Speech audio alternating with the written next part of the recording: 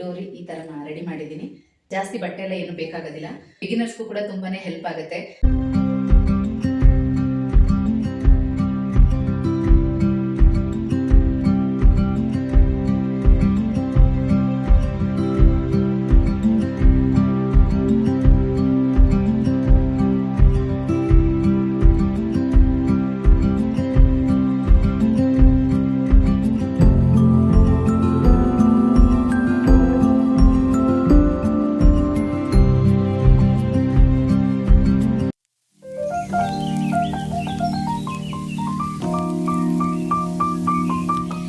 ಎಲ್ರಿಗೂ ನಮಸ್ಕಾರ. ಗೆಳತಿ ದಿನಚರಿಗೆ ನಿಮ್ಮೆಲ್ಲರಿಗೂ ಸ್ವಾಗತ. ಇವತ್ತು 3-in-1 ಇನ್ಫಾರ್ಮೇಷನ್ ಇರುವಂಥ ವಿಡಿಯೋನ ಶೇರ್ ಮಾಡ್ತಾ ಇದ್ದೀನಿ. ಬಿಗಿನರ್ಸ್ ಅಂತೂ ಮಿಸ್ ಮಾಡಿಕೊಳ್ಳೇಬೇಡಿ. ಯಾವ ರೀತಿ ಅಂತಂದರೆ, ಒಂದು front to back V neck with back button ಇರೋ ಬ್ಲೌಸ್ ಕಟ್ಟಿಂಗ್ ಮತ್ತು ಸ್ಟಿಚಿಂಗನ್ನು ತೋರಿಸ್ತಾ ಇದ್ದೀನಿ. ಹಾಗೆ ಥ್ರೆಡ್ ಪೈಪಿಂಗನ್ನು ಈ ಬ್ಲೌಸ್ಗೆ ಅಟ್ಯಾಚ್ ಮಾಡೋದನ್ನು ಕೂಡ ಹೇಳ್ಕೊಡ್ತಾ ಇದ್ದೀನಿ. ಜೊತೆಗೆ ಈ ರೀತಿ ಬಂಚ್ ಆಫ್ ಲಟ್ಕನ್ ವಿತ್ ಡೋರಿ ಮಾಡೋದನ್ನು ಕೂಡ ತೋರಿಸ್ತಾ ಇದ್ದೀನಿ. ತುಂಬಾ ಈಸಿ ಮೆಥಡು, ಬಿಗಿನರ್ಸ್ಗೂ ಕೂಡ ತುಂಬಾ ಹೆಲ್ಪ್ ಆಗುತ್ತೆ. ಈ ಬ್ಲೌಸ್ಗೆ ಫ್ರಂಟ್ ಟು ಬ್ಯಾಕಲ್ಲಿ ವಿ ನೆಕ್ ಅನ್ನು ಇಟ್ಟು ಬ್ಯಾಕ್ ಓಪನ್ ಮಾಡಿ ಅಂದರೆ ಬ್ಯಾಕ್ ಬಟನ್ ಇಟ್ಟು ಸ್ಟಿಚ್ ಮಾಡಿರುವಂಥ ಬ್ಲೌಸು. ಇದಕ್ಕೆ ಡೋರಿ ಈ ಥರ ರೆಡಿ ಮಾಡಿದ್ದೀನಿ. ತುಂಬ ಚೆನ್ನಾಗಿ ಬಂದಿದೆ ಮತ್ತು ತುಂಬ ಈಸಿ ಮೆಥಡ್. ಈ ಥರ ಎಲ್ಲ ಸ್ಟಿಚ್ ಮಾಡೋದಕ್ಕೆ ಜಾಸ್ತಿ ಬಟ್ಟೆ ಎಲ್ಲ ಏನು ಬೇಕಾಗೋದಿಲ್ಲ. ಇದನ್ನು ಯಾವ ಥರ ಸ್ಟಿಚ್ ಮಾಡೋದು ಅಂತ ಈಸಿ ಮೆಥಡಲ್ಲಿ ಹೇಳ್ಕೊಡ್ತಾ ಇದ್ದೀನಿ. ಬಿಗಿನರ್ಸ್ಗೂ ಕೂಡ ತುಂಬಾ ಹೆಲ್ಪ್ ಆಗುತ್ತೆ. ನಿನ್ನೆ ವಿಡಿಯೋದಲ್ಲಿ ಕಮೆಂಟ್ ಮಾಡಿದ್ರಿ ಬಿಗಿನರ್ಸ್ಗೆ ಹೆಲ್ಪ್ ಆಗೋ ಥರ ಸ್ವಲ್ಪ ಏನಾದರೂ ಹೇಳ್ತಾರೆ ಅಂತ. ಈ ಸೂಪರ್ ಟಿಪ್ಸ್ ನಿಮಗೋಸ್ಕರನೇ ಅಂತ ತಿಳ್ಕೊಳ್ಳಿ. 32 ಚೆಸ್ಟ್ ಮೆಜರ್ಮೆಂಟ್ನ ಬ್ಲೌಸು. ಈಗ ಚೆಸ್ಟಲ್ಲಿ 9 ಇಂಚ್ ಬಂದಿದೆ. ನಾನು 2 ಇಂಚ್ ಎಕ್ಸ್ಟ್ರಾ ತೊಗೊಂಡಿದ್ದೀನಿ. ಮತ್ತು ಇದನ್ನು ಸೆಮಿ ಬೋಟ್ ನೆಕ್ ಥರ ನಾನು ಮೆಜರ್ಮೆಂಟ್ ತೊಗೊಂಡಿರೋದು. ಅವರು ಸ್ವಲ್ಪ ಸಣ್ಣ ಇದ್ದಾರೆ, ಹಾಗಾಗಿ ಕತ್ತಿನ ಅಗಲ 3/4 ತೊಗೊಂಡಿದ್ದೀನಿ. ಶೋಲ್ಡರ್ 2.5 ತೊಗೊಂಡಿದ್ದೀನಿ. ಸೊ ಎರಡೂ ಸೇರಿಸಿ 5/4 ಆಗುತ್ತೆ. ನಾನು ಹಾರ್ಮಲ್ ಲೆಂತ್ 6.5 ತೊಗೊಂಡಿದ್ದೀನಿ. ಒಂದು ಅರ್ಧ ಇಂಚು ನಾವು ಎಕ್ಸ್ಟ್ರಾ ತೊಗೊಂಡ್ರೆ ಸಾಕಾಗುತ್ತೆ. ನಾನು 3/4 ಇಂಚ್ ಎಕ್ಸ್ಟ್ರಾ ತೊಗೊಂಡಿದ್ದೀನಿ. 6.5 ತೊಗೊಂಡಿದ್ದೀನಿ. ಯಾಕಂದರೆ ನಾವು ಈ ರೀತಿ ಬೋಟ್ ನೆಕ್ಕೆಲ್ಲ ಕಟ್ಟಿಂಗ್ ಮಾಡುವಾಗ, ಸ್ಟಿಚಿಂಗ್ ಮಾಡುವಾಗ ಹಾರ್ಮಲಲ್ಲಿ 1/4 ಇಂಚ್ ಅರ್ಧ ಇಂಚ್ ಎಕ್ಸ್ಟ್ರಾ ತೊಗೊಂಡ್ರೆ ತುಂಬ ಒಳ್ಳೆಯದು. ಏಕೆಂದರೆ ಹಾರ್ಮಲ್ ಹತ್ರ ಟೈಟ್ ಆಗುತ್ತೆ, ಆಗ ಶೋಲ್ಡರು ಹಿಂದಕ್ಕೆ ಇಳಿಯುತ್ತೆ. ಹಾಗಾಗಿ 1/4 ಇಂಚ್ ಎಕ್ಸ್ಟ್ರಾ ತೊಗೊಂಡ್ರೆ ಏನೂ ತೊಂದರೆ ಆಗೋದಿಲ್ಲ. ಈಗ ಆ ಲೈನೆಲ್ಲ ಸೇರಿಸ್ಕೊಂಡಿದ್ದೀನಿ. ಮತ್ತು ಬ್ಯಾಕಲ್ಲಿ ಹಾರ್ಮಲ್ ಶೇಪ್ಗೆ ನಾರ್ಮಲಾಗೇ 1.5 ಇಂಚ್ ತೊಗೊಂಡಿದ್ದೀನಿ. ಈಗ ಕತ್ತಿನ ಅಗಲ ಮೇಲ್ಗಡೆ ನಾನು 3/4 ತೊಗೊಂಡಿದ್ದೀನಿ, ಕೆಳಗಡೆನೂ ಅಷ್ಟೇ 3/4 ತೊಗೊಂಡಿದ್ದೀನಿ. ಈ ಡೀಪ್ ಲೆಂತ್ ಬಂದು 10.5 ಇದೆ. ಬ್ಯಾಕ್ ಪೂರ್ತಿ ಲೆಂತ್ ಬಂದು 14, ರೆಡಿ 14. ಇಲ್ಲಿಂದ ಇಲ್ಲಿಗೆ 2.5 ಇಂಚು ಈ ಥರ ಲೈನ್ ಹಾಕ್ಕೊಂಡು ಅಲ್ಲಿಂದ ಕೆಳಗೆ ನಾವೇನೀಗ ವಿ ಶೇಪ್ ಕೊಡ್ತೀವಲ್ಲ ಈ ಥರ ಕೊಡಬೇಕು. ಇದನ್ನು ಈಗ ಸ್ವಲ್ಪ ಸೇರಿಸ್ಕೋಬೇಕು. ಇದು ಏನು ಪ್ರಾಬ್ಲಮ್ ಆಗಲ್ಲ ನಮಗೆ, ಯಾಕಂದರೆ ಇಲ್ಲಿ ಬ್ರಾಡ್ ಕುತ್ಕೊಳ್ಳುತ್ತೆ, ಇಲ್ಲಿಂದ ಈ ಶೇಪ್ ಕೂಡ ಅಗಲ ಬರುತ್ತೆ. ನಾವೇನಾದರೂ ಇಲ್ಲಿಂದನೇ ಈ ಥರ ನಾವು ವಿ ಶೇಪ್ ಕೊಡಬೇಕು ಅಂತ ನಾವು ಈ ಥರ ತೊಗೊಂಡಾಗ ನೋಡಿ ಹಿಂಗೆ ಬರುತ್ತೆ. ಇದು ತಪ್ಪು. ಈ ಥರ ಮಾಡಬಾರ್ದು. ಇಲ್ಲಾಂದರೆ ಇನ್ನೂ ಸ್ವಲ್ಪ ಈ ಕತ್ತಿನ ಅಗಲ ಮಾಡ್ಕೊಂಡು ನೋಡಿ ಈ ಥರ ತೊಗೋಬೇಕು, ಹಿಂಗೆ ಇಟ್ಕೋಬೇಕಾಗತ್ತೆ. ನಾವೀಗ ನಾರ್ಮಲ್ ಬೋಟ್ ನೆಕ್ಕೆಲ್ಲ ಹೊಲಿವಾಗ 4 ಅಥವಾ 4.5 ಇಂಚು ತೊಗೊಳ್ತೀವಿ ಕತ್ತಿನ ಅಗಲ. ಅದಕ್ಕೆ ಬೇಕಾದರೆ ನಾವು ಈ ಥರ ಮಾಡ್ಬೋದು. ಇದು ಹಾಗೆ ಸೆಮಿ ಬೋಟ್ ನೆಕ್ ಅಂತಲೇ ಹೇಳ್ಬೋದು. ನಾರ್ಮಲಾಗಿ ಬ್ಯಾಕ್ ನೆಕ್ ಡೀಪ್ ಇಟ್ಟು ತೊಗೊಂಡಿರೋದು. ಅಲ್ಲದೆ ಇವರು ತುಂಬ ಸಣ್ಣ ಇದ್ದಾರೆ. 32 ಚೆಸ್ಟ್ ಮೆಜರ್ಮೆಂಟ್ ಅಂತಂದರೆ ನೀವೇ ಲೆಕ್ಕ ಹಾಕೊಳ್ಳಿ. ಏನಾದರೂ 40, 42 ಆ ಥರ ಎಲ್ಲ ಇದ್ದರೆ ನಾವು ಇದನ್ನು 4.5, 5 ತನಕನೂ ಕೂಡ ತೊಗೋಬೋದು. ಇವರು ತುಂಬ ಸಣ್ಣ ಇರೋದ್ರಿಂದ ನಾನು ಇಲ್ಲಿಂದ ಇಲ್ಲಿಗೆ 3/4 ತೊಗೊಂಡಿದ್ದೀನಿ. 3.5 ತೊಗೊಂಡ್ರು ಏನಾದರೂ ಶೋಲ್ಡರ್ ಡ್ರಾಪ್ ಆಗ್ಬೋದು ಅಂಥೇಳಿ ಇಷ್ಟೇ ತೊಗೊಂಡಿದ್ದೀನಿ. ಈ ರೀತಿ ಮಾಡ್ಕೋಬೇಕು. ಮತ್ತು ಫ್ರಂಟ್ ಕೂಡ ಅದೇ ಥರನೇ.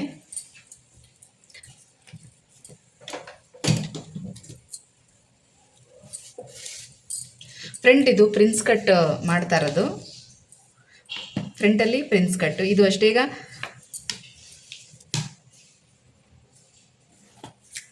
ನೋಡಿ ಇಲ್ಲಿ ಫ್ರಂಟಲ್ಲಿ ತೊಗೊಳ್ಳೋವಾಗಲೂ ಕೂಡ ಅಷ್ಟೇ ಹೀಗೆ. ಬ್ಯಾಕಲ್ಲಿ ನಾವು 2.5 ಇಂಚು ತೊಗೊಂಡಿವಿ ಅಲ್ವಾ, ಇಲ್ಲಿ ಜಸ್ಟ್ 1.5 ಇಂಚ್ ತೊಗೊಂಡ್ರೆ ಸಾಕು.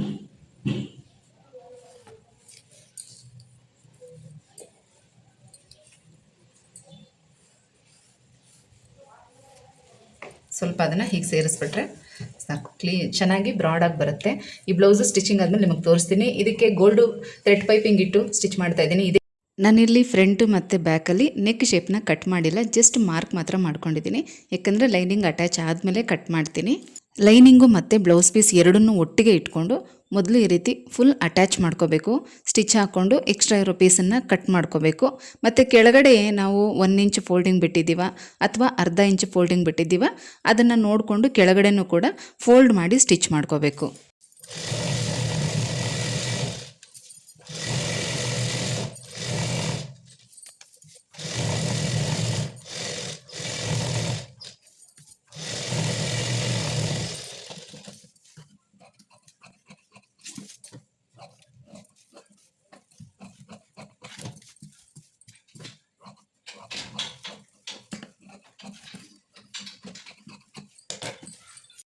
ಲೈನಿಂಗ್ ಅಟ್ಯಾಚ್ ಮಾಡಿ ಸೈಡ್ ಫುಲ್ಲು ನಾನು ಕಟ್ ಮಾಡಿ ಈಕ್ವಲ್ ಮಾಡ್ಕೊಂಡಿದ್ದೀನಿ. ಈಗ ಇದನ್ನು ಕೆಳಗಡೆ ನಾನು 1 ಇಂಚ್ ಫೋಲ್ಡಿಂಗ್ ಬಿಟ್ಟಿರೋದ್ರಿಂದ ಇದನ್ನು ಡಬಲ್ ಫೋಲ್ಡಿಂಗ್ ಮಾಡಿ ಸ್ಟಿಚ್ ಮಾಡ್ಕೊತಾ ಇದ್ದೀನಿ. ಎಡ್ಜಸ್ಸಲ್ಲಿ ಮೊದಲು ಸಿಂಗಲ್ ಫೋಲ್ಡ್ ಮಾಡ್ಕೋಬೇಕು, ಆಮೇಲೆ ಅದನ್ನು ಈ ರೀತಿ ಡಬಲ್ ಫೋಲ್ಡ್ ಮಾಡಿ ಸ್ಟಿಚ್ ಮಾಡಿಕೊಂಡ್ರೆ ಬ್ಯಾಕ್ ಪೀಸ್ ಕಂಪ್ಲೀಟ್ ಆಗುತ್ತೆ. ಈಗ ನಾವು ಇದನ್ನು ಫೋಲ್ಡ್ ಮಾಡಿಕೊಂಡು ನಾವೇನು ಶೇಪ್ ಮಾರ್ಕ್ ಮಾಡಿದ್ದೀವಲ್ವ ಆ ಶೇಪನ್ನು ಕಟ್ ಮಾಡ್ಕೋಬೇಕು. ಇದು ಬ್ಯಾಕ್ ಬಟನ್ ಬ್ಲೌಸು.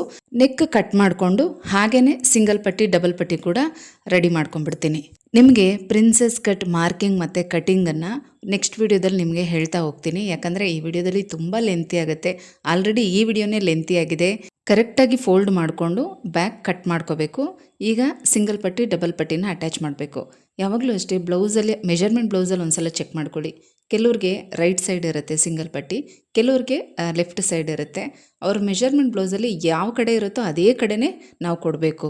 ಯೂಶ್ವಲಾಗಿ ಜಾಸ್ತಿ ಲೆಫ್ಟ್ ಸೈಡಲ್ಲಿ ಕೊಟ್ಟಿರ್ತೀವಿ, ಕೆಲವ್ರಿಗೆ ರೈಟ್ ಸೈಡಲ್ಲೇ ಉಕ್ಸ್ ಪಟ್ಟಿ ಬರಬೇಕು ಅಂತ ಕೇಳ್ತಾರೆ.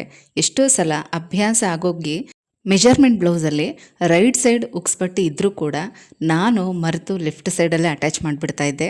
ಇದರಿಂದ ಕೆಲವ್ರು ಏನು ಅಂದ್ಕೊಳ್ತಾ ಇರಲಿಲ್ಲ, ಓಕೆ ಇಟ್ಸ್ ಓಕೆ ಅಂತ ಹಾಗೆ ಸುಮ್ಮನೆ ಆಗ್ತಾಯಿದ್ರು. ಕೆಲವ್ರು ಮಾತ್ರ ಅದನ್ನು ಬೆಚ್ಚಿಸಿ ಮತ್ತೆ ಸಪ್ರೇಟ್ ಮಾಡಿಸ್ತಾಯಿದ್ರು. ಇಲ್ಲ ನಮಗಾಗಲ್ಲ, ನಮಗೆ ಕೈ ಅಭ್ಯಾಸ ಆಗಿಬಿಟ್ಟಿದೆ, ನಮಗೆ ರೈಟ್ ಸೈಡೇ ಬೇಕು ಅಂತ.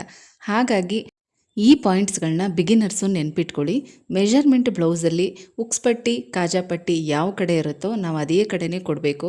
ಆಮೇಲೆ ನಾನು ಅದನ್ನು ಅಭ್ಯಾಸ ಮಾಡಿಕೊಂಡೆ.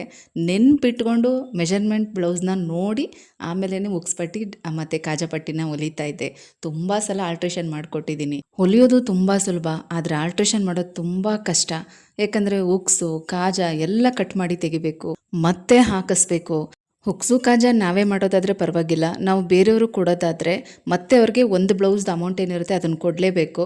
ಆಲ್ರೆಡಿ ಕೊಟ್ಟಿರ್ತೀವಿ, ಮತ್ತೆ ಈ ರೀತಿ ಆಲ್ಟ್ರೇಷನ್ ಮಾಡಿದಾಗ ಮತ್ತೆ ದುಡ್ಡು ಕೊಡಬೇಕು. ಆಗೇನಾಗುತ್ತೆ ಗೊತ್ತಾ, ಟೈಮು ವೇಸ್ಟು, ದುಡ್ಡು ವೇಸ್ಟು. ಹಾಗಾಗಿ ಒಂದು ಸಲ ಸ್ಟಿಚ್ ಮಾಡುವಾಗಲೇ 10 ನಿಮಿಷ ಲೇಟ್ ಆದರೂ ಪರವಾಗಿಲ್ಲ, ಪ್ರತಿಯೊಂದನ್ನು ಚೆಕ್ ಮಾಡಿಕೊಂಡು ಸ್ಟಿಚ್ ಮಾಡಬೇಕು. ಈಗ ಬ್ಯಾಕ್ ಪಾರ್ಟ್ ಕಂಪ್ಲೀಟಾಗಿ ಫಿನಿಶಿಂಗ್ ಆಯಿತು. ಈಗ ನಾನು ಡೋರಿ ಮಾಡ್ಕೊಳ್ತಾ ಇದ್ದೀನಿ. ನಾನಿಲ್ಲಿ ನಿಮಗೆ ಫ್ರಂಟ್ ಪಾರ್ಟ್ ಯಾವುದನ್ನು ತೋರಿಸ್ತಾ ಇಲ್ಲ. ವಿ ನೆಕ್ ಯಾವ ಥರ ಕಟ್ಟಿಂಗು ಮತ್ತು ಸ್ಟಿಚಿಂಗ್ ಮಾಡೋದು ಅದನ್ನು ಮಾತ್ರ ಇಲ್ಲಿ ತೋರಿಸ್ತಾ ಇದ್ದೀನಿ. ಡೋರಿ ಮಾಡ್ಕೋಬೇಕು ಮತ್ತು ಆ ಲಟ್ಕನ್ಗೆ ಪೀಸ್ಗಳನ್ನ ಕಟ್ ಮಾಡ್ಕೊತಾ ಇದ್ದೀನಿ. ಡೋರಿ ಮಾಡ್ಕೊಳ್ಳೋದಕ್ಕೆ ಕ್ರಾಸ್ ಪೀಸ್ ಕಟ್ ಮಾಡ್ಕೊಂಡಿದ್ದೀನಿ. ಈಗ ಉಳಿದಿರುವಂಥ ಪೀಸಲ್ಲಿ 4x4 ಉದ್ದ 4 ಅಗಲ 4 ಇಂಚಲ್ಲಿ ಒಂದಷ್ಟು ಪೀಸ್ನ ಕಟ್ ಮಾಡ್ಕೊತಾ ಇದ್ದೀನಿ. ನಾವು ಬಟ್ಟೆ ಎಷ್ಟು ಉಳಿದಿದೆ ಅದ್ರ ಮೇಲೆ ಲೆಕ್ಕ ಹಾಕ್ಕೊಂಡು ಕಟ್ ಮಾಡ್ಕೋಬೇಕು. ನಾನಿಲ್ಲಿ 4 ಫೋಲ್ಡಿಂಗಲ್ಲಿ ಬಟ್ಟೆ ಹಾಕ್ಕೊಂಡಿದ್ದೀನಿ. ನೋಡಿ, ಈ ರೀತಿ ಫೋಲ್ಡಿಂಗ್ ಮಾಡ್ಕೊಂಡು ಕಟ್ ಮಾಡಿಕೊಂಡ್ರೆ ನಾವು ಪದೇ ಪದೇ ಟೇಪ್ ಇಟ್ಟು ಅಳತೆ ಮಾಡೋವಂಥ ಅವಶ್ಯಕತೆ ಏನಿರೋದಿಲ್ಲ. ಕರೆಕ್ಟಾಗಿ ಬಂದಿರುತ್ತೆ. 4 ಮೂಲೆನಲ್ಲೂ ಕರೆಕ್ಟ್ ಅಳತೆನೇ ಬಂದಿರುತ್ತೆ. ನಾನಿಲ್ಲಿ ಒಟ್ಟು 12 ಪೀಸ್ನ ಕಟ್ ಮಾಡ್ಕೊಂಡಿದ್ದೀನಿ. ಒಂದೊಂದು ಕಡೆ 6 ಪೀಸ್ ಬರೋ ರೀತಿ 12 ಪೀಸ್ನ ಕಟ್ ಮಾಡ್ಕೊಂಡಿದ್ದೀನಿ. ಈಗ ಇದನ್ನೆಲ್ಲ ಫೋಲ್ಡ್ ಮಾಡಿ ಮೊದಲು ಸ್ಟಿಚ್ ಮಾಡ್ಕೋಬೇಕು. ಯಾವ ಡಿಸೈನ್ ಮಾಡ್ತಾಯಿದ್ದೀನಿ ಅಂತ ವಿಡಿಯೋ ಎಂಡ್ ತನಕ ನೋಡಿ, ನಿಮಗೆ ಗೊತ್ತಾಗುತ್ತೆ.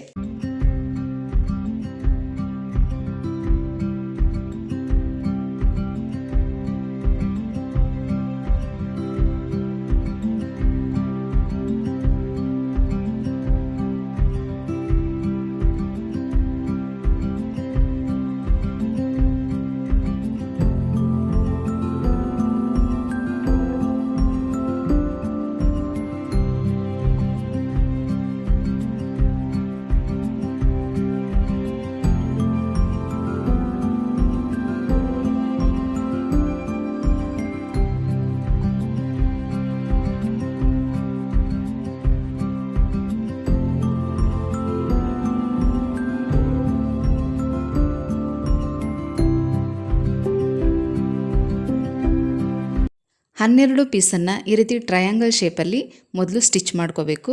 ನಾನಿಲ್ಲಿ ಒಂದು ಸೈಡ್ದು ನಿಮಗೆ ವಿಡಿಯೋದಲ್ಲಿ ಮಾಡಿ ತೋರಿಸ್ತಾ ಇದ್ದೀನಿ. ನೋಡಿ ಅದನ್ನು ಈ ರೀತಿ ಸೀದಾ ಮಾಡ್ಕೋಬೇಕು. ಎಲ್ಲ ಪೀಸ್ಗಳನ್ನು ಸೀದಾ ಮಾಡ್ಕೋಬೇಕು. ನಾನು ಮೊದಲು ಇದರಲ್ಲಿ ಈಸಿ ಆಗುತ್ತೇನೋ ಅಂತ ಟ್ರೈ ಮಾಡಿದೆ, ಬಟ್ ಇದರಲ್ಲಿ ಸ್ವಲ್ಪ ಕಷ್ಟ ಅನ್ನಿಸ್ತು. ಸೂಜಿಯಿಂದ ನಾವು ಇದನ್ನು ತೆಗೆಯೋದು ತುಂಬಾ ಸುಲಭ, ಅದನ್ನು ತೋರಿಸಿದ್ದೀನಿ ನೋಡಿ. ಈಸಿಯಾಗಿ ಬಂದುಬಿಡುತ್ತೆ. ಯಾಕಂದರೆ ಈ ತುದಿಯನ್ನು ನಾವು ನೀಟಾಗಿ ಹೊರಗಡೆ ತೆಕ್ಕೊಂಡ್ರೆ ನಾವು ಸ್ಟಿಚ್ ಮಾಡುವಾಗ ಫಿನಿಶಿಂಗ್ ತುಂಬ ಚೆನ್ನಾಗಿ ಬರುತ್ತೆ ಮತ್ತು ಉದ್ದನೂ ಕಾಣಿಸುತ್ತೆ. ಹಾಗಾಗಿ ಇದ್ರ ಒಳಗಡೆ ಇರೋ ಪೀಸನ್ನು ನೀಟಾಗಿ ಹೊರಗಡೆ ತೆಗಿಬೇಕು. ಇದನ್ನೆಲ್ಲ ಕೋನ್ ಥರ ಮಾಡಿಟ್ಕೋಬೇಕು. ಮೊದಲು ಇದಿಷ್ಟನ್ನು ಫುಲ್ಲು ರೆಡಿ ಮಾಡ್ಕೋಬೇಕು, ಆಮೇಲೆ ಡೋರಿಗೆ ಅಟ್ಯಾಚ್ ಮಾಡಬೇಕು. ಈ ಡೋರಿಗೆ ಅಂತ ಕಟ್ ಮಾಡ್ಕೊಂಡಿರೋ ಪೀಸಲ್ಲಿ ಕೂಡ ಏನಾಗಿದೆ ಗೊತ್ತಾ ನೋಡಿ, ಮಧ್ಯದಲ್ಲಿ ಈ ಬುಟ್ಟ ಬಂದಿದೆ. ಬ್ಲೌಸಲ್ಲಿ ಏನಿರುತ್ತೆ ಈ ಬುಟ್ಟಗಳು ಬಂದಿದೆ. ಇದಿದ್ದರೆ ನಾವು ಡೋರಿ ಮಾಡುವಾಗ ನೀಟಾಗಿ ಬರೋದಿಲ್ಲ, ಮತ್ತು ಅಲ್ಲಿ ದಪ್ಪ ಕಾಣಿಸುತ್ತೆ, ತಿರುಗಿಸ್ಕೊಳ್ಳುವಾಗ ತುಂಬಾ ಕಷ್ಟ ಆಗುತ್ತೆ. ಹಾಗಾಗಿ ಇದನ್ನು ತೆಗಿಲೇಬೇಕು. ಕೆಲವೊಂದು ಬಾರ್ಡರ್ ಬ್ಲೌಸ್ಗಳಲ್ಲಿ ಅದು ಜರಿ ಬಂದಿರುತ್ತೆ, ಅದೇನು ಪ್ರಾಬ್ಲಮ್ ಆಗೋಲ್ಲ. ಆದರೆ ಇದು ಚಮಕಿನ ಸ್ಟಿಚ್ ಮಾಡಿರೋದು, ಎಂಬ್ರಾಯ್ಡಿಂಗ್ ಮಾಡಿರೋದು, ಹಾಗಾಗಿ ಇದನ್ನು ತೆಗಿಲೇಬೇಕು. ಒಂದು 3-4 ಬಂದಿದೆ ಒಂದೊಂದರಲ್ಲಿ, ಹಾಗಾಗಿ ತೆಗಿಬೇಕು. ಕೆಲವೊಂದು ಸಲ ನೋಡಿ ಎಷ್ಟು ಪ್ರಾಬ್ಲಮ್ ಆಗುತ್ತೆ ಅಂತ. ತುಂಬ ಸಣ್ಣ ಇರ್ತಾರೆ, ಬ್ಲೌಸು ಚಿಕ್ಕದಿದೆ, ಬೇಗ ಸ್ಟಿಚ್ ಮಾಡ್ಬೋದು ಅಂತ ಕೂತ್ಕೊಳ್ತೀವಿ. ಆದರೆ ಈ ರೀತಿ ಎಕ್ಸ್ಟ್ರಾ ಕೆಲಸಗಳಿಂದ ತುಂಬಾ ಟೈಮ್ ತೊಗೊಂಡ್ಬಿಡುತ್ತೆ. ಆದರೆ ಇದನ್ನು ಮಾಡಲೇಬೇಕು. ಟ್ರಿಮ್ಮರಲ್ಲಿ ಅದನ್ನೆಲ್ಲ ಕಟ್ ಮಾಡಿ ತೆಗೆದು ಈಗ ಸ್ಟಿಚ್ ಮಾಡ್ಕೊಳ್ತಾ ಇದ್ದೀನಿ. ಕ್ರಾಸ್ ಪೀಸ್ ಇದ್ದರೆ ತುಂಬ ನೀಟಾಗಿ ಬರುತ್ತೆ. ಮತ್ತು ನಾನು ಯಾವ ಥರ ಈ ಡೋರಿ ಲೂಪ್ನ ಮಾಡ್ಕೊಳ್ತೀನಿ ಅನ್ನೋದನ್ನು ಕೂಡ ತೋರಿಸ್ತಾ ಇದ್ದೀನಿ ನೋಡಿ. ಕ್ರಾಸ್ ಪೀಸ್ ಕಟ್ ಮಾಡ್ಕೋಬೇಕು ಮತ್ತು ಮಧ್ಯಕ್ಕೆ ಕರೆಕ್ಟಾಗಿ ಮಡಚಿ ಒಂದೇ ಮೆಜರ್ಮೆಂಟಲ್ಲಿ ಸ್ಟ್ರೈಟಾಗಿ ಸ್ಟಿಚ್ ಹಾಕೋಬೇಕು. ಕ್ರಾಸ್ ಪೀಸ್ ತಗೊಳ್ಳೋದ್ರಿಂದ ಸಣ್ಣಗೂ ಬರುತ್ತೆ ಮತ್ತು ರೌಂಡ್ ಶೇಪಲ್ಲಿ ಬರುತ್ತೆ.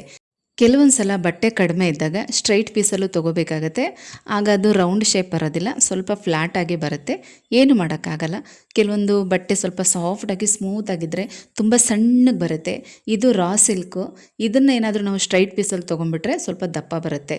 ಹಾಗಾಗಿ ಆದಷ್ಟು ಇದನ್ನು ಕ್ರಾಸ್ ಪೀಸಲ್ಲೇ ತೊಗೊಂಡ್ರೆ ಸಣ್ಣದಾಗಿ ಬರುತ್ತೆ, ರೌಂಡ್ ಶೇಪಲ್ಲಿ ತುಂಬ ಚೆನ್ನಾಗಿ ಬರುತ್ತೆ. ನೋಡಿ ಈಗ ಸ್ವಲ್ಪ ಅದು ಅಗಲ ಜಾಸ್ತಿ ಇದ್ದಿದ್ದರಿಂದ ಕಟ್ ಮಾಡ್ಕೊಂಡಿದ್ದೀನಿ, ಇಲ್ಲಾಂದರೆ ದಪ್ಪ ಕಾಣಿಸುತ್ತೆ ಡೋರಿ. ಹಾಗಾಗಿ ನಾನು ಈ ರೀತಿ ಎಮ್ಮಿಂಗ್ ಸೂಜಿನಲ್ಲೇ ಇದನ್ನು ಉಲ್ಟಾ ತಿರುಗಿಸ್ಕೊಂಡು ನಾನು ಡೋರಿನ ಮಾಡ್ಕೊಳ್ತೀನಿ. ನನಗೆ ಇದು ಅಭ್ಯಾಸ ಆಗಿಬಿಟ್ಟಿದೆ ಮತ್ತು ನನಗೆ ಇದು ಈಸಿ ಮೆಥಡ್ ಅನಿಸುತ್ತೆ. ನೀವು ಯಾವ ರೀತಿ ಮಾಡ್ತೀರೋ ಆ ರೀತಿ ಮಾಡ್ಕೊಳ್ಳಿ, ಅಥವಾ ನಿಮಗೂ ಏನಾದರೂ ಇದು ಈಸಿ ಮೆಥಡ್ ಅನಿಸಿದ್ರೆ ಒಂದು ಸಲ ಟ್ರೈ ಮಾಡಿ ನೋಡಿ. ಮೊದಲು ನಾವೀಗ ಹುಕ್ಸು ಎಲ್ಲ ಹಾಕೋದಕ್ಕೆ 4 ಎಳೆ ದಾರ ಹೆಂಗೆ ತೊಗೋತೀವೋ ಅದೇ ಥರನೇ ತೊಗೋಬೇಕು. ಆ ಸೂಜಿಯಿಂದ 2 ಟಾಕ ಹಾಕ್ಕೊಂಡು ಸೂಜಿ ಹಿಂದೆಗಡೆಯಿಂದ ಇದ್ರೊಳಗಡೆ ತೂರಿಸ್ಕೊಂಡು ಮತ್ತು ಆಮೇಲೆ ಹಾಗೆ ಎಳ್ಕೊಂಬಿಟ್ರೆ ಈಸಿಯಾಗಿ ಬಂದುಬಿಡುತ್ತೆ, ತುಂಬ ಬೇಗನೂ ಆಗುತ್ತೆ.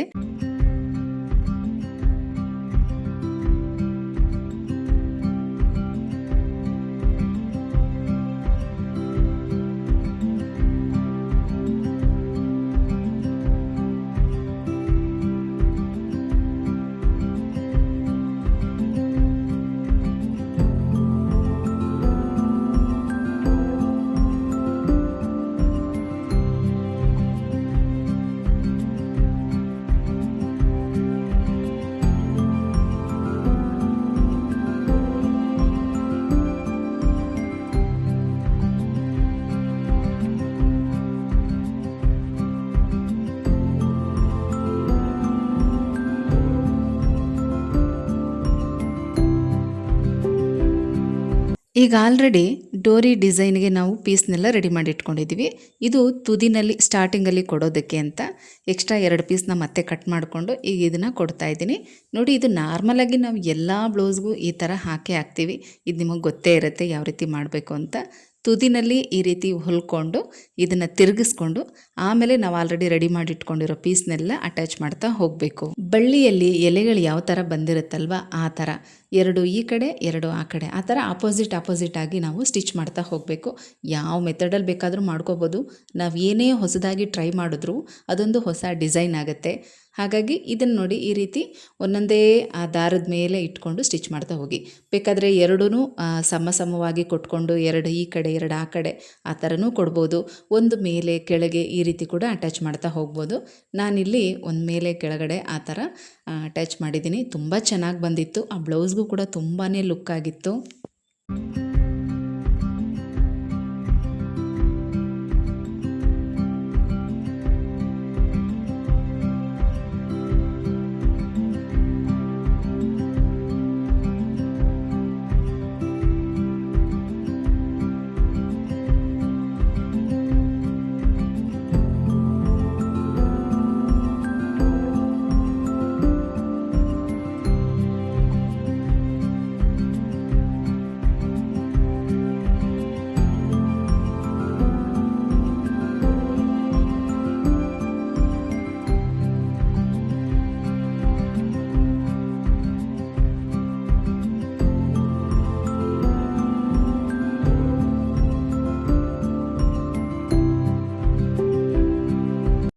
ನೋಡಿ ಹೇಗೆ ಕಾಣ್ತಾ ಇದೆ ಅಂತ. ಈ ಡಿಸೈನ್ ನಿಮ್ಗೆ ಇಷ್ಟ ಆಗಿದ್ರೆ ತಪ್ಪದೆ ಕಮೆಂಟಲ್ಲಿ ತಿಳಿಸಿ ಆಯಿತಾ.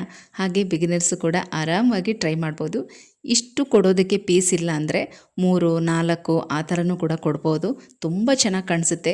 ನೆಕ್ ಸಿಂಪಲ್ ಆಗಿದ್ದರೂ ಕೂಡ ನಾವು ಡೋರಿ ಮತ್ತು ಲಟ್ಕನ್ನ ಈ ರೀತಿ ಹೆವಿಯಾಗಿ ಕೊಡೋದ್ರಿಂದ, ಡಿಸೈನ್ ಮಾಡೋದ್ರಿಂದ ಬ್ಲೌಸ್ಗೆ ಇನ್ನೂ ಎಕ್ಸ್ಟ್ರಾ ಲುಕ್ ಬರುತ್ತೆ ಅಂತಲೇ ಹೇಳ್ಬೋದು. ಈಗ ನಾನು ಪೈಪಿಂಗ್ನ ಕೊಡೋದಕ್ಕೆ, ಥ್ರೆಡ್ ಪೈಪಿಂಗ್ನ ಕೊಡೋದಕ್ಕೆ ರೆಡಿ ಮಾಡ್ಕೋತಾ ಇದ್ದೀನಿ. ಮೊದಲು ಲೈನಿಂಗಲ್ಲಿ ಕ್ರಾಸ್ ಪೀಸ್ನ ಕಟ್ ಮಾಡ್ಕೋಬೇಕು. ಯೂಶಲಾಗಿ ನಾವು ವಿ ನೆಕ್ ಇಟ್ಟಿರೋದ್ರಿಂದ ಸ್ಟ್ರೈಟ್ ಪೀಸು ಕೂಡ ಕೊಡ್ಬೋದು. ಆದರೆ ಇಲ್ಲಿ ಥ್ರೆಡ್ ಪೈಪಿಂಗ್ ಮಾಡ್ತಾ ಇರೋದ್ರಿಂದ ಕ್ರಾಸ್ ಪೀಸೇ ಕೊಡಬೇಕು.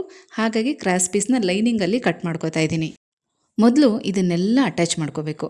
ಆಮೇಲೆ ನಾವು ಸ್ಟಿಚ್ ಮಾಡಿರೋಂಥ ಬ್ಲೌಸ್ಗೆ ನೆಕ್ಗೆ ಇದನ್ನ ಇಟ್ಟು ಅಳತೆ ನೋಡಬೇಕು. ಅಳತೆ ಮಾಡಿಕೊಂಡು 1 ಇಂಚ್ ಎಕ್ಸ್ಟ್ರಾ ತೊಗೊಳ್ಳಿ. ಅದಾದಮೇಲೆ ಈ ಪೀಸ್ ಎಷ್ಟು ಉದ್ದ ಇರುತ್ತೋ, ಅಂದರೆ ಈ ಕ್ರಾಸ್ ಪೀಸ್ ಎಷ್ಟು ಉದ್ದ ಇರುತ್ತೋ ಅಷ್ಟೇ ಉದ್ದ ಪೈಪಿಂಗ್ ಪೀಸ್ನ ಕೂಡ ಅಳತೆ ನೋಡಿಕೊಂಡು ಕಟ್ ಮಾಡ್ಕೋಬೇಕು. ಯಾಕಂದರೆ ನಾವು ಒಂದು ಅಂದಾಜು ಮೇಲೆ ಕ್ರಾಸ್ ಪೀಸ್ಗಳನ್ನೆಲ್ಲ ಕಟ್ ಮಾಡ್ಕೊಂಡಿರ್ತೀವಿ. ಅದು ಅಟ್ಯಾಚ್ ಮಾಡುವಾಗ ಮತ್ತೆ ನೆಕ್ ಅಳತೆಗಿಂತ ಉದ್ದ ಬರುತ್ತೆ. ನಾರ್ಮಲಾಗಿ ಅದನ್ನು ಕಟ್ ಮಾಡಿ ತೆಗೆದುಬಿಡ್ತೀವಿ. ಆದರೆ ಇಲ್ಲಿ ನಾವು ಪೈಪಿಂಗ್ ಕೊಡ್ತಾ ಇರೋದ್ರಿಂದ ಆ ರೀತಿ ಮಾಡೋಕ್ಕಾಗಲ್ಲ, ಯಾಕಂದರೆ ಪೈಪಿಂಗ್ ಪೀಸು ವೇಸ್ಟ್ ಆಗುತ್ತೆ. ಈಗ ನಾನು ಕ್ರಾಸ್ ಪೀಸ್ ಎಲ್ಲನೂ ಕೂಡ ಜಾಯಿಂಟ್ ಮಾಡಿ ಆಯಿತು. ಈಗ ನೋಡಿ ನೆಕ್ ಸುತ್ತ ಅಳತೆ ಮಾಡ್ಕೊಳ್ತಾ ಇದ್ದೀನಿ. 1/4 ಇಂಚು ಬಿಟ್ಟು ಅಳತೆ ಮಾಡ್ಕೋಬೇಕು. ಮತ್ತು ಇದು ವಿ ನೆಕ್ ಇಟ್ಟಿರೋದ್ರಿಂದ ಒಂದು ಕಡೆ ಫಿಲ್ಟ್ ಬರುತ್ತೆ. ಹಾಗಾಗಿ ಅದನ್ನು ಒಂದು ಅರ್ಧ ಇಂಚ್ ಅಂತ ಲೆಕ್ಕ ಹಾಕ್ಕೊಂಡು ನೋಡಿ, ಎಕ್ಸ್ಟ್ರಾ ಒಂದು ಅರ್ಧ ಇಂಚು, ಟೋಟಲಾಗಿ 1 ಇಂಚ್ ನಾನಿಲ್ಲಿ ಎಕ್ಸ್ಟ್ರಾ ತೊಗೊಂಡಿದ್ದೀನಿ. ಈಗ ಈ ಪಟ್ಟಿ ಎಷ್ಟು ಉದ್ದ ಇದೆಯೋ ಅಷ್ಟೇ ಉದ್ದಕ್ಕೆ ಪೈಪಿಂಗ್ ಪೀಸನ್ನು ಕೂಡ ತೊಗೊಳ್ತೀನಿ. ಆ ಪಟ್ಟಿ ಜೊತೆಗೆ ಪೈಪಿಂಗ್ ಪೀಸನ್ನು ಈ ರೀತಿ ಇಟ್ಕೊಂಡು ಉದ್ದನ ಅಳತೆ ನೋಡ್ಕೋಬೇಕು. ಈ ರೀತಿ ಮಾಡ್ಕೋಬೇಕು. ನೀವು ವಿ ನೆಕ್ ಅಂತಲ್ಲ, ಯಾವುದೇ ನೆಕ್ ಡಿಸೈನ್ಗೆ ನೀವು ಈ ರೀತಿ ಥ್ರೆಡ್ ಪೈಪಿಂಗ್ ಮಾಡ್ತೀರಾ ಅಂದರೆ ಇದೇ ಥರನೇ ಮಾಡಬೇಕು. ಹಾಗೆ ಒಂದು ಅಂದಾಜು ಮೇಲೆ ಏನಾದರೂ ಪೈಪಿಂಗ್ ಪೀಸ್ನೆಲ್ಲ ನಾವು ಇಟ್ಕೊಂಡು ಸ್ಟಿಚ್ ಮಾಡೋಕ್ಕೋದ್ರೆ ವೇಸ್ಟ್ ಆಗುತ್ತೆ. ಹಾಗಾಗಿ ಹೇಳ್ತಾ ಇದ್ದೀನಿ, ಈ ಮೆಥಡಲ್ಲಿ ಮಾಡಿ. ನಾನು ಇದನ್ನು ಕೂಡ ಎಕ್ಸ್ಟ್ರಾ ತೊಗೋಬಾರ್ದಾಗಿತ್ತು, ಸಾಲ್ಟೇಜ್ ಆಗಿಬಿಟ್ರೆ ಅನ್ನೋ ಭಯ.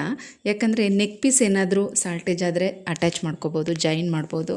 ಆದರೆ ಪೈಪಿಂಗ್ ಪೀಸು ಸಾಲ್ಟೇಜ್ ಆದರೆ ಅದನ್ನು ಜಾಯಿನ್ ಮಾಡೋಕ್ಕಾಗಲ್ಲ ಅಂಥೇಳಿ 1.5 ಇಂಚಷ್ಟೇ ಎಕ್ಸ್ಟ್ರಾ ತೊಗೊಂಡಿದ್ದೀನಿ. ಈಗ ನೋಡಿ ನನ್ನ ಪೀಸು, ಕ್ರಾಸ್ ಪೀಸು ಮತ್ತು ಪೈಪಿಂಗ್ ಪೀಸ್ನ ಯಾವ ಥರ ಇಟ್ಟೆ ಅಂತ. ಕೆಳಗಡೆ ಕ್ರಾಸ್ ಪೀಸ್ನ ಇಟ್ಟಿದ್ದೀನಿ, ಅದ್ರ ಮೇಲೆ ಪೈಪಿಂಗ್ ಪೀಸ್ನ ಇಟ್ಟಿದ್ದೀನಿ. ತುದಿಯಲ್ಲಿ ಅಂದರೆ ಸುಮ್ಮನೆ 1/4 ಇಂಚು ಅಳತೆನಲ್ಲಿ ಪೈಪಿಂಗ್ ಪೀಸ್ನ ಇಟ್ಕೊಂಡು ಅದ್ರ ಮೇಲೆ ಸ್ಟಿಚ್ ಮಾಡ್ಕೋತಾ ಇದ್ದೀನಿ. ಇದು ಎಷ್ಟು ಈಸಿ ಮೆಥಡ್ ಅಂದರೆ, ಯೂಶಲಾಗಿ ಮೊದಲು ನಾವು ಪೈಪಿಂಗ್ ಪೀಸನ್ನು ಬ್ಲೌಸ್ ಮೇಲೆ ಇಟ್ಟು ಸ್ಟಿಚ್ ಮಾಡ್ಕೋತೀವಿ. ಆಮೇಲೆ ಅದ್ರ ಮೇಲೆ ನೆಕ್ ಪೀಸ್ನ ಇಟ್ಟು ಸ್ಟಿಚ್ ಮಾಡ್ಕೊಳ್ತೀವಿ, ಅಂದರೆ ಕ್ರಾಸ್ ಪೀಸ್ನ ಇಟ್ಟು ಸ್ಟಿಚ್ ಮಾಡ್ಕೊಳ್ತೀವಿ. ಎರಡೆರಡು ಕೆಲಸ ಆಗುತ್ತೆ. ಅದ್ರ ಬದಲು ಈ ರೀತಿ ಕ್ರಾಸ್ ಪೀಸ್ಗೆ ಮೊದಲೇ ನಾವು ಪೈಪಿಂಗ್ ಅಟ್ಯಾಚ್ ಮಾಡಿಕೊಂಡು ಅದನ್ನು ಬ್ಲೌಸ್ ಮೇಲೆ ಇಟ್ಟು ಸ್ಟಿಚ್ ಮಾಡೋದ್ರಿಂದ ಒಂದೇ ಸಲಗೆ ಎರಡೂ ಕೆಲಸ ಆಗಿಬಿಡುತ್ತೆ. ಪೈಪಿಂಗ್ ಪೀಸ್ನ ಅಟ್ಯಾಚ್ ಮಾಡಾದಮೇಲೆ ಕಟ್ ಮಾಡ್ಕೋಬೇಕು. ನಮಗೇನದು 1/4 ಇಂಚಲ್ಲಿ ಇದ್ದರೆ ಸಾಕು. ಹಾಗಾಗಿ ಎಕ್ಸ್ಟ್ರಾ ಇರೋದನ್ನೆಲ್ಲ ಕಟ್ ಮಾಡಿ ತೆಗೆದುಬಿಟ್ರೆ ಅಟ್ಯಾಚ್ ಮಾಡಾದಮೇಲೆ ಫಿನಿಶಿಂಗ್ ತುಂಬ ಚೆನ್ನಾಗಿ ಬರುತ್ತೆ. ನೀವು ಇದನ್ನು ಸ್ಕಿಪ್ ಮಾಡದೆ ನೋಡಿದ್ರೆ ನಿಮಗೆ ನೀಟಾಗಿ ಅರ್ಥ ಆಗುತ್ತೆ. ಈಗ ನೋಡಿ, ಮೊದಲು ಬ್ಲೌಸ್ ಪೀಸ್ ಇರುತ್ತೆ.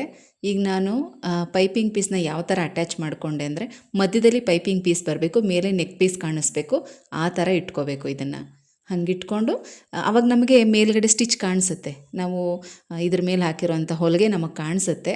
ಅದ್ರ ಮೇಲೇ ಮತ್ತೆ ಸ್ಟಿಚ್ ಹಾಕ್ಕೊಂಡು ಹೋಗಬೇಕು. ಮತ್ತು ಈ ಪ್ರೆಷರ್ ಫೂಟ್ ಬಗ್ಗೆ ಕೇಳಿದ್ರಿ, ಆನ್ಲೈನಲ್ಲಿ ತೊಗೊಂಡ್ರ ಅಂತ. ನಾನು ಯಾವುದನ್ನು ಕೂಡ ಹೆಚ್ಚಿಗೆ ಆನ್ಲೈನಲ್ಲಿ ಪರ್ಚೇಸ್ ಮಾಡೋದಿಲ್ಲ, ಎಲ್ಲ ಅಂಗಡಿನಲ್ಲೇ ತೊಗೊಳ್ಳೋದು. ಟೈಲರಿಂಗ್ ಮೆಟೀರಿಯಲ್ ಶಾಪ್ಗಳಲ್ಲಿ ಎಲ್ಲ ರೀತಿ ಐಟಮ್ಗಳು ಕೂಡ ಸಿಗುತ್ತೆ, ತೊಗೊಳ್ಳಿ. ಇದರಲ್ಲಿ ಲೆಫ್ಟ್ ಸೈಡು, ರೈಟ್ ಸೈಡು ಅಂತೆಲ್ಲ ಇರುತ್ತೆ. ನಿಮಗೆ ಯಾವುದು ಬೇಕೋ ಅದನ್ನು ತೊಗೊಳ್ಳಿ. ನನ್ನ ಹತ್ರ ಎರಡೂ ಇದೆ. ಈಗ ನೋಡಿ, ಅದೇ ಥರ ಸ್ಟಿಚ್ ಮಾಡ್ಕೊಂಡು ಬರ್ತಾಯಿದ್ದೀನಿ. ಈ ಒಂದು ವಿ ಶೇಪು ಪಾಯಿಂಟಲ್ಲಿ 1/4 ಇಂಚಲ್ಲಿ ಅಲ್ಲಿ ಫೋಲ್ಡ್ ಮಾಡಿಕೊಂಡು ಹೀಗೆ ತಿರುಗಿಸ್ಕೊಂಡು ಮತ್ತೆ ಸ್ಟಿಚ್ ಹಾಕ್ಕೊಂಡು ಹೋಗ್ತಾಯಿದ್ದೀನಿ. ಅಲ್ಲಿ ಒಂದು ಫಿಲ್ಟ್ ಕೊಡಬೇಕು. ನೀವು 1-2 ಸಲ ಪ್ರಾಕ್ಟೀಸ್ ಮಾಡಿಬಿಟ್ರೆ ಇದು ನಿಮಗೆ ತುಂಬಾ ಈಸಿ ಮೆಥಡ್ ಆಗುತ್ತೆ, ತುಂಬ ಬೇಗನೆ ಕೆಲಸ ಆಗುತ್ತೆ. ನೋಡಿ, ಹೀಗೆ ನಿಧಾನವಾಗಿ ಸ್ಟಿಚ್ ಹಾಕ್ಕೊಂಡು ಹೋಗಬೇಕು.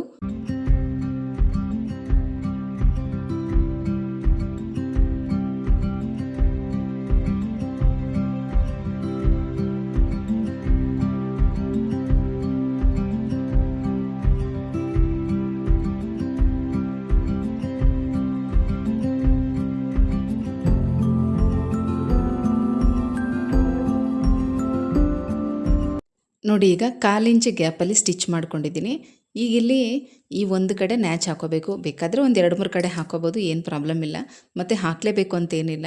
ಒಂದು ಕಡೆ ನಾವು ಫಿಲ್ಟ್ ಕೊಟ್ಟಿರ್ತೀವಲ್ಲ, ಅಲ್ಲಿ ಮಾತ್ರ ಒಂದು ನ್ಯಾಚ್ ಹಾಕೋಬೇಕು. ಈಗ ಇಲ್ಲಿ ಈ ಕಚ್ಚನ ಈ ರೀತಿ ಫೋಲ್ಡ್ ಮಾಡಬೇಕು. ಫೋಲ್ಡ್ ಮಾಡಿ ಅಲ್ಲಿ ಕಿನಾರಿ ಹೊಲಿಗೆನ ಹಾಕ್ಕೊಂಡು ಹೋಗಬೇಕು. ಪೈಪಿಂಗ್ ಪಕ್ಕದಲ್ಲೇ ಬರಬೇಕು ಸ್ಟಿಚ್ಚು. ಇದನ್ನು ಸ್ಟ್ರೈಟಾಗಿ ನೀಟಾಗಿ ಹಾಕ್ಕೊಳ್ಳಿ. ಸ್ವಲ್ಪ ನಿಧಾನಕ್ಕೆ ಸ್ಟಿಚ್ ಮಾಡಬೇಕು. ಬಿಗಿನರ್ಸ್ ಆದರೆ ಒಂದಷ್ಟು ವೇಸ್ಟ್ ಬಟ್ಟೆಗಳಿಗೆ ಮೊದಲು ಸ್ಟ್ರೈಟಾಗಿ ಹೊಲಿದು ಪ್ರಾಕ್ಟೀಸ್ ಮಾಡ್ಕೊಳ್ಳಿ. ಆಮೇಲೆ ಬ್ಲೌಸ್ಗಳಿಗೆ ಹಾಕಿ. ಮೊದಲು ನಿಮ್ಮ ಬ್ಲೌಸ್ಗಳಿಗೇ ನೀವು ಪ್ರಾಕ್ಟೀಸ್ ಮಾಡಿ, ಆಮೇಲೆ ಬೇಕಾದರೆ ಕಸ್ಟಮರ್ ಬ್ಲೌಸ್ಗಳಿಗೆ ನೀವು ಸ್ಟಿಚ್ ಮಾಡಿಕೊಡ್ಬೋದು. ಆದರೆ ತುಂಬಾ ಈಸಿ ಮೆಥಡ್. ನೀವು ಒಂದೆರಡು ಸಲ ಪ್ರಾಕ್ಟೀಸ್ ಮಾಡಿಬಿಟ್ರೆ ನಿಮಗೆ ಅನಿಸುತ್ತೆ ತುಂಬ ಈಸಿ ಇದೆ ಅಂತ. ಮೊದಲು ನಾನು ಕೂಡ ಹಾಗೆ ಅಂದ್ಕೊಳ್ತಾ ಇದ್ದೆ, ಇಷ್ಟು ಸಣ್ಣದಾಗಿ ಎಷ್ಟು ಚೆನ್ನಾಗಿ ಪೈಪಿಂಗ್ ಕೊಟ್ಟಿದ್ದಾರೆ, ಹೆಂಗೆ ಮಾಡೋದು ಅಂತ. ಸ್ಟಾರ್ಟಿಂಗಲ್ಲಿ ಇಷ್ಟೆಲ್ಲ ಎಕ್ಸ್ಪೀರಿಯೆನ್ಸ್ ಇದ್ದರೂ ಕೂಡ ನನಗೂ ಇಷ್ಟು ಸಣ್ಣದಾಗಿ ಪೈಪಿಂಗ್ ಬರ್ತಾನೆ ಇರಲಿಲ್ಲ. ಸ್ವಲ್ಪ ದಪ್ಪ ಆಗ್ತಾಯಿತ್ತು. ಅಂದರೆ ನಾನು ಮೇನ್ ಬಟ್ಟೆನ ಲೂಸ್ ಬಿಟ್ಬಿಡ್ತಾ ಇದ್ದೆ ಅನಿಸುತ್ತೆ. ಅಥವಾ ಸ್ಟಿಚ್ ಹಾಕುವಾಗ ಥ್ರೆಡ್ ಪಕ್ಕದಲ್ಲೇ ಬರಬೇಕು ಸ್ಟಿಚ್ಚು. ನಾವೇನೀಗ ಇದ್ರ ಒಳಗಡೆ ನಾವು ಥ್ರೆಡ್ ಹಾಕಿ ನಾವು ಹೊಲ್ದಿರ್ತೀವಲ್ಲ, ಆ ಥ್ರೆಡ್ ಪಕ್ಕದಲ್ಲೇ ಬರಬೇಕು. ಆಗ ಫುಲ್ಲು ಟೈಟಾಗಿ ರೌಂಡಾಗಿ ತುಂಬ ಚೆನ್ನಾಗಿ ಕಾಣಿಸುತ್ತೆ, ಸಣ್ಣದಾಗಿ ಬರುತ್ತೆ. ಯಾವ ಕೆಲಸ ಆದರೂ ಹಾಗೆ ಅಲ್ವಾ, ನಾವು ಮಾಡ್ತಾ ಮಾಡ್ತಾ ನಮಗೆ ಎಕ್ಸ್ಪೀರಿಯೆನ್ಸ್ ಆದಷ್ಟು ಅದ್ರ ಬಗ್ಗೆ ತಿಳ್ಕೊಳ್ತಾ ಫಿನಿಶಿಂಗ್ ಕೂಡ ಚೆನ್ನಾಗಿ ಬರುತ್ತೆ.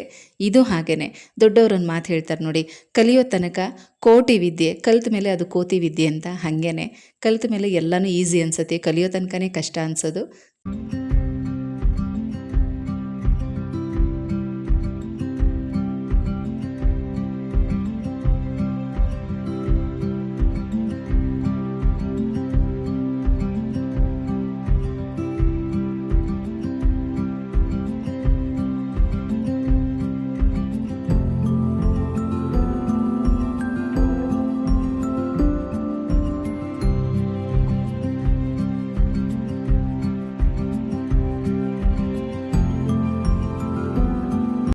ನೋಡಿ ಈಗ ಈ ರೀತಿ ಬಂದಿದೆ. ಇದನ್ನು ಒಳಗಡೆ ನಾವೇನು ಫೋಲ್ಡ್ ಮಾಡಿದ್ದೀವಲ್ಲ, ಈ ಕಚ್ಚಾನ ಇವಾಗ ಕಟ್ ಮಾಡ್ಕೋಬೇಕು. ಆದಷ್ಟು ಹುಷಾರಾಗಿ ಕಟ್ ಮಾಡಿ, ನಿಧಾನವಾಗಿ ಕಟ್ ಮಾಡಿ. ಬಿಗಿನರ್ಸ್ ಅಂತೂ ತುಂಬ ಕೇರ್ಫುಲ್ಲಾಗಿ ಮಾಡಬೇಕು. ಕೆಲವು ಸಲ ಈ ರೀತಿ ಕಟ್ ಮಾಡುವಾಗ ಬ್ಲೌಸ್ ಪೀಸು ಕಟ್ಟಾಗೋ ಚಾನ್ಸಸ್ ಇರುತ್ತೆ. ಈ ಒಳಗಡೆ ಇರೋವಂಥ ಕಚ್ಚಾನ ಕಟ್ ಮಾಡಿ ಆದಮೇಲೆ ನೀವು ಇದನ್ನು ಫೋಲ್ಡಿಂಗ್ ಮಾಡಿ ಎಮ್ಮಿಂಗ್ ಕೂಡ ಮಾಡ್ಬೋದು, ಅಥವಾ ಅದ್ರ ಮೇಲೆ ಸ್ಟಿಚ್ ಕೂಡ ಹಾಕ್ಬೋದು. ನಾನು ಈ ಬ್ಲೌಸು ಲೈಟ್ ಕಲರ್ ಆಗಿರೋದ್ರಿಂದ ಸ್ಟಿಚ್ಚೇ ಹಾಕ್ತಾಯಿದ್ದೀನಿ. ಕೆಲವೊಂದು ಡಾರ್ಕ್ ಕಲರ್ ಬ್ಲೌಸ್ ಇದ್ದರೆ ಅದನ್ನು ಎಮ್ಮಿಂಗ್ ಮಾಡ್ತೀನಿ. ಎರಡೂ ಕೂಡ ಫಿನಿಶಿಂಗ್ ತುಂಬ ಚೆನ್ನಾಗಿ ಕಾಣಿಸುತ್ತೆ. ಬ್ಲೌಸ್ ಮೇಲೆ ಡಿಪೆಂಡ್ ಆಗಿರುತ್ತೆ. ನೋಡಿ ಈ ರೀತಿ ಫೋಲ್ಡ್ ಮಾಡಿಕೊಂಡು ಈಗ ಪೈಪಿಂಗ್ ಮೇಲೆ ಕಾಣಿಸುತ್ತೆ.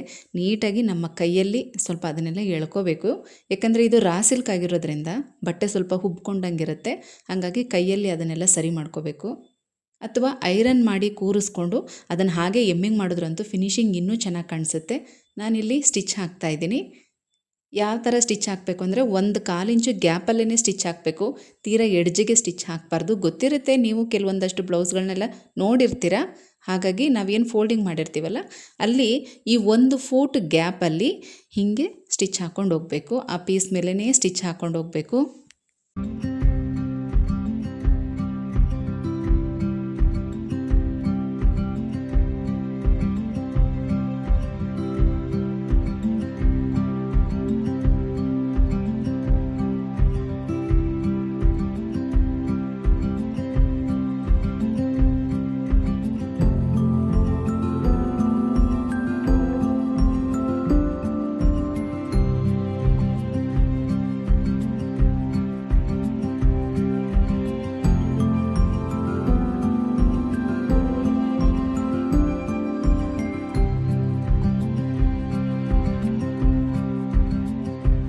ಮೇಲ್ಗಡೆಯಿಂದನೂ ಕೂಡ ಸ್ಟಿಚ್ ಹಾಕಿದ್ದಾಯಿತು. ಈಗ ನೋಡಿ ಫಿನಿಶಿಂಗ್ ಹೇಗೆ ಕಾಣ್ತಾ ಇದೆ ಅಂತ. ತುಂಬಾ ಚೆನ್ನಾಗಿ ಬಂದಿತ್ತು. ಬ್ಲೌಸ್ ಮಾತ್ರ ತುಂಬ ಲುಕ್ಕಾಗಿತ್ತು, ತುಂಬ ಚೆನ್ನಾಗಿತ್ತು. ನನಗೆ ತುಂಬ ಇಷ್ಟ ಆಯಿತು. ನನಗೂ ಈ ಥರದೊಂದು ಬ್ಲೌಸ್ ಸ್ಟಿಚ್ ಮಾಡ್ಕೋಬೇಕು ಅಂತ ಆಸೆ ಆಯಿತು. ಮತ್ತೀಗ ಡೋರಿನ ಅಟ್ಯಾಚ್ ಮಾಡ್ತಾಯಿದ್ದೀನಿ. ಶೋಲ್ಡರಿಂದ 2.5 ಇಂಚು ಕೆಳಗೆ ಅಥವಾ 3 ಇಂಚು ಕೆಳಗಡೆ ಮಾರ್ಕ್ ಮಾಡಿಕೊಂಡು ಡೋರಿನ ಅಟ್ಯಾಚ್ ಮಾಡಬೇಕು. ಚೆನ್ನಾಗಿ ರಫ್ ಹೊಡ್ಕೊಳ್ಳಿ. ಅಲ್ಲಿ ಎರಡೂ ಕಡೆನೂ ಮಾರ್ಕ್ ಮಾಡಿಕೊಂಡು ಒಂದೇ ಸಮಕ್ಕೆ ಬರೋ ರೀತಿಯೇ ಅಟ್ಯಾಚ್ ಮಾಡಬೇಕು. ಈಗ ಈ ಬ್ಲೌಸು ಕಂಪ್ಲೀಟಾಗಿ ಫಿನಿಶಿಂಗ್ ಆಯಿತು. ಹೇಗೆ ಕಾಣ್ತಾ ಇದೆ ಅಂತ ನೋಡಿ. ವಿ ನೆಕ್ಕು ಜೊತೆಗೆ ಬ್ಯಾಕ್ ಓಪನ್ ಬ್ಲೌಸು ಮತ್ತು ಥ್ರೆಡ್ ಪೈಪಿಂಗು, ಬ್ಯೂಟಿಫುಲ್ ಆಗಿರುವಂಥ ಲಟ್ಕನ್, ಇದಿಷ್ಟನ್ನು ಕೂಡ ಒಂದೇ ವಿಡಿಯೋದಲ್ಲಿ ತಿಳಿಸ್ಕೊಟ್ಟಿದ್ದೀನಿ. ವಿಡಿಯೋ ಸ್ವಲ್ಪ ಲೆಂತಿ ಆದರೂ ಕಲಿಯೋ ಆಸಕ್ತಿ ಇರೋರು ಕೊನೆ ತನಕ ನೋಡ್ತೀರಾ ಅಂತ ನನಗೆ ಗೊತ್ತು. ಸಾಕಷ್ಟು ವಿಡಿಯೋಗಳನ್ನ ಕೇಳ್ತಾನೆ ಇದ್ದೀರಾ. ಅಲ್ಲದೆ ನಾನು ಈ ದಸರಾ ಹಬ್ಬಕ್ಕೂ ಕೂಡ ಕೆಲವೊಂದಷ್ಟು ಡಿಸೈನರ್ ಬ್ಲೌಸ್ಗಳನ್ನೂ ಕೂಡ ಸ್ಟಿಚ್ ಮಾಡಿದ್ದೀನಿ. ಅದನ್ನೆಲ್ಲ ನಿಮಗೆ 1 by 1 ಶೇರ್ ಮಾಡ್ತಾ ಹೋಗ್ತೀನಿ. ಈ ಬ್ಲೌಸ್ ಹೇಗಿದೆ ಅಂತ ಹೇಳಿ, ಏನಾದರೂ ಡೌಟ್ ಇದ್ದರೆ ಕಮೆಂಟಲ್ಲಿ ಕೇಳಿ, ಆಯಿತಾ?